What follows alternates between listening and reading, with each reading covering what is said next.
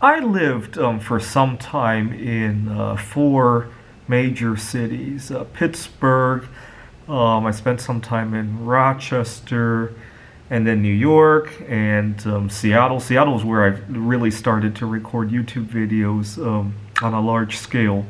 So you guys mostly see me in Seattle. Right now, I am staying at an Airbnb in Missoula, Montana, and I'm going to have to think hard about if I want to more or less permanently live here. All my work is remote at the moment. But immediately, even just 2 months here, I noticed one major difference in philosophy and politics here. People tend to mind their own business here, right? So, over in Seattle, one of the big challenges I routinely run into is when I go to any sort of event alone, right? Any sort of event where people tend to go as a family or at least as a couple.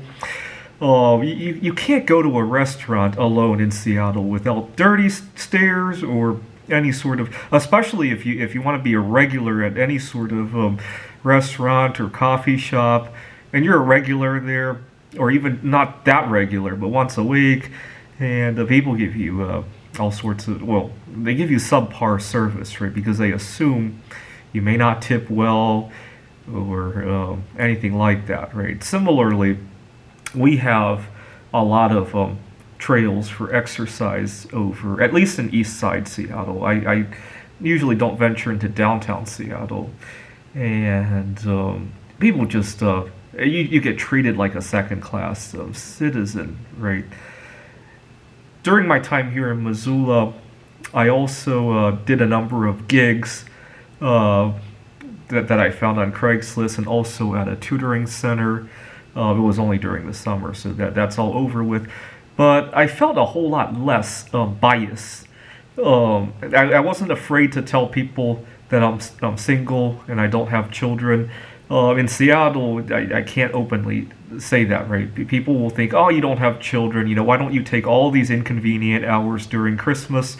Here in Montana, people seem to accept that we have our own priorities, right? At some point in let's say one of my coworkers in Washington, at some point in her life, she decided she wanted to have children, right? It's just like at some point in my life, I decided I like writing computer games, and recently I took up bowling. And I don't see why the difference between the two. I guess the main difference is that she created a life, and I created, an interesting machine learning project. And maybe with the recently I've taken up bowling, I might meet somebody and then create a life in the future, right? But that life doesn't exist yet, right? I guess that's the only difference I can think of. So the bowling alley that I go to, they have basically off-peak hours every Sunday through Thursday night after 9 p.m., which is really nice because the people I work for in Seattle is an hour before us, so it's okay for me to stay up a little bit later. So I go there alone regularly, and I don't run into that same kind of trouble where people know me by name, and we have a lot of good conversations. It would never work in Seattle, right? For one thing, Seattle has a lot of homosexual men, right? When I go out alone at night, I get endlessly harassed by some of these guys. Well, I guess that's just the population there, right?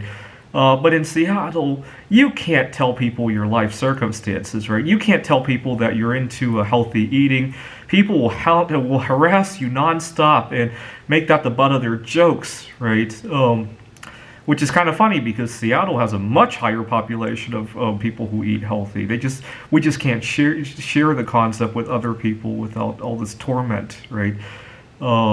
Here in Montana, there's a lot of live and let live.